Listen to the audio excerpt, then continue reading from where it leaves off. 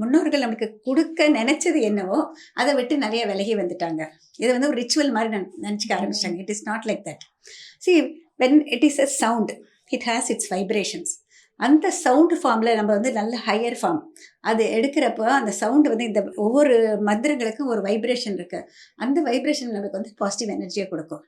Okay, அந்த positive energy வந்து ஒரு பக்கம் இம்பார்ட்டன்ட். அடுத்தது வந்து நம்ம விளக்கேற்றுறோம். எதுக்காக நல்லெண்ணெயில் விளக்கேற்றுறோம் உன்னால் சொல்ல முடியுமா? ஓகே, இப்போ நல்லெண்ணெய் அப்படின்னு சொல்லிட்டு பார்க்குறப்போ அந்த எள்ளினுடைய எண்ணெய் வந்து நம்ம ஆயில் புல்லிங் பண்ணாக்க அதில் இருக்கிற கெட்ட மைக்ரோ ஆர்கானிசம்லாம் அழிச்சிடும். நல்லெண்ணெயில் வந்து விளக்கு ஏற்றுறப்போ நம்ம காற்றை வந்து அப்படியே சுத்தப்படுத்துகிறோம்.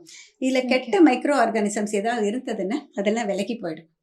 ஒரு பாசிட்டிவான ஒரு இது வரும். ஸோ அதனால தான் நல்லெண்ணெயில் வந்து விளக்கேற்றுறது. நெய்யில் விளக்கேற்றுறதுக்கும் ஒரு பசு நெய்யில் வைக்கிறதுக்கும் ஒரு அர்த்தம் உண்டு. ஓகே, அதே மாதிரி வந்து சாம்பிராணி, கற்பூரம், ஒவ்வொன்றுக்கும் ஒரு இது இருக்குது. அது வந்து it is made out of herbs. Okay, அந்த ஒரு இது வந்து அந்த புகை வந்து நம்மளுக்கு வந்து கோல்டு வராமல் செய்யாமல் இருக்கிறது.